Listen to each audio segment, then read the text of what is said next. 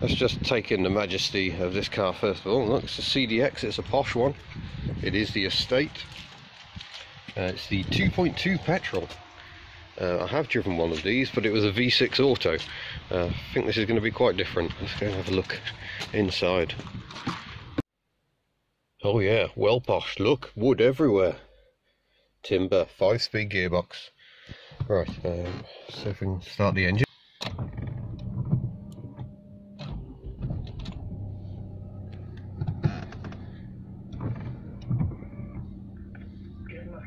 Yeah. Yes, 3 points. Sorry Ken, we've got no time for you. How do I turn this thing off? There we go. Right, need some fans. Why have we got no fans? Oh, there we go. Right, I'll get my mount in and we can go. Brake light check. There we go. Brake lights are alright. You can tell how recent this is because look, there's the clip. Do some heated rear window as well. There we go. Oh, we've got heated seats. Warm my bottom. What other kit have we got? We've got digital climate control. I recognise those buttons out of the Omega. And yeah, a very loud fan. I'm not sure how powerful it is, but it's definitely clear in the windscreen. So let's get mounted up and go for a drive. Right then, here we go. This is a bit strange. Only one I've driven of these being an automatic. Down the bumpiest track in the land. So this car belongs to my friend Philip Joyce, who's working on the Honda today down here in Red Roof in Cornwall. So we're a long way from home. It's got the typical horrible Vauxhall very hard steering wheel.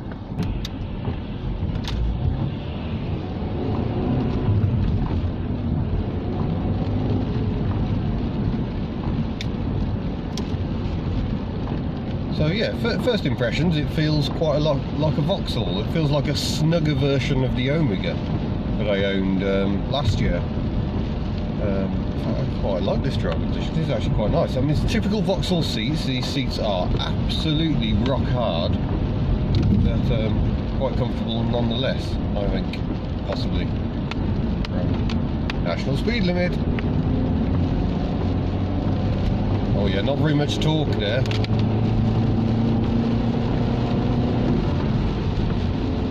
Nice little snickety gearbox. So 2.2 litre petrol, I've no idea what power output that is. Testing his Pirelli tyres already, and seem quite good. Certainly very peaceful, isn't it? I'm struggling to think of very much I can tell you about the Vauxhall Omega. It was introduced in I think 97 to replace the Cavalier, Vectra being the name that Opel was already using on its version of the Cavalier.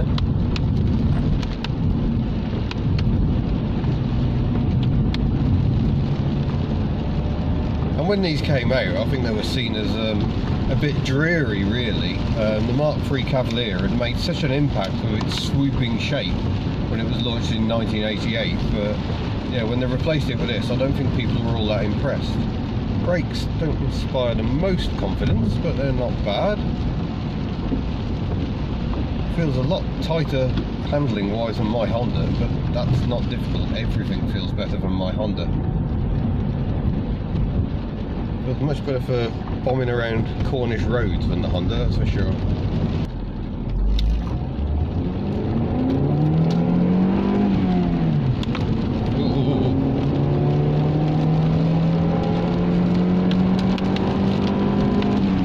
Almost 60 in second. Try not and get the valves to bump straight out the bonnet. It's got that same typical sort of growl you get from Vauxhall engines, but yeah, given it's a 2.2, I'm slightly surprised by the lack of torque. You put your foot down and it hasn't really got any get up and go in gear.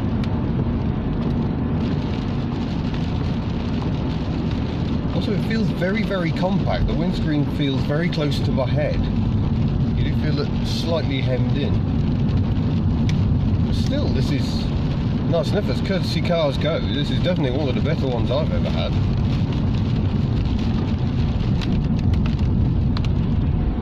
Yeah, ride's not bad, you know, you can feel the bumps, but it's not painful, even with these hard Vauxhall seats. That was a really bad pothole. So the biggest problem for this generation of Vectra is a few years after it was launched, Ford unveiled the Mark III Mondeo, and that was a much better car in a great many ways. Oh, we're down pretty much at the sea. I suppose you're never far away from the sea, are you, in Cornwall? Oh, this looks an entertaining road. Need some revs though. Get up this hill.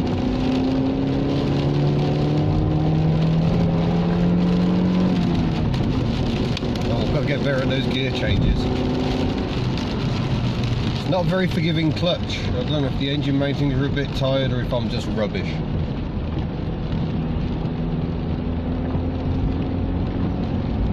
Again, I'm just waiting for the power. It's all very top end.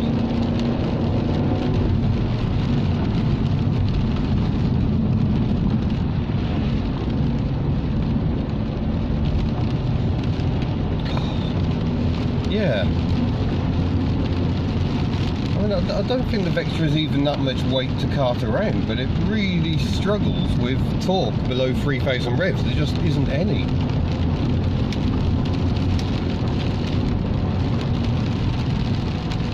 Still, I think this car cost about 300 quid, so it's proof that you can really buy a decent motor for just a few quid if you're so minded. The more I drive this car, the more I like it. It's nice and quiet, the steering is very nicely weighted. It is depressing. I never thought I'd like a Vectra. I certainly like it a lot more than I liked the Omega.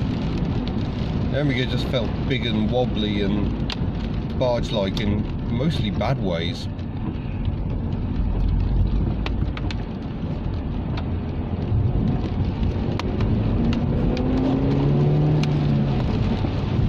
Well, I still can't do those gear changes smoothly.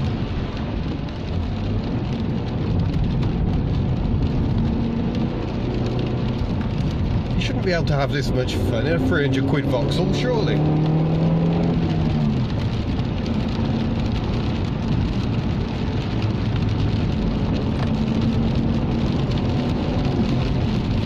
I think this just proves that, frankly, any car can be fun. Right, if it's quiet, I'm just going to attempt a 0 to 60. Go to a complete stop and go.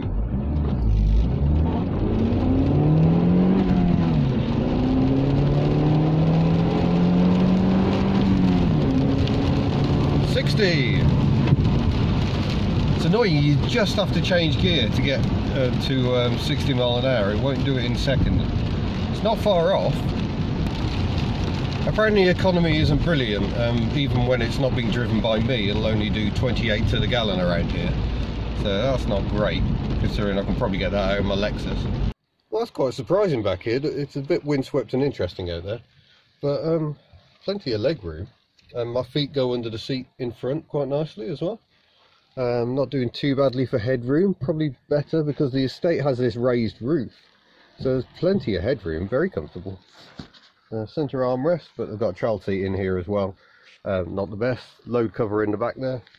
Quite a big boot. So there you go. I think that's quite a practical car, but I need to get to a meeting now, so that's the end of this test of a Vauxhall Vectra. A random, deliciously dreadful car. I've got my haircut in the door. Thank you for watching. Don't forget to subscribe, and I shall see you again in some other automotive vehicle. Farewell.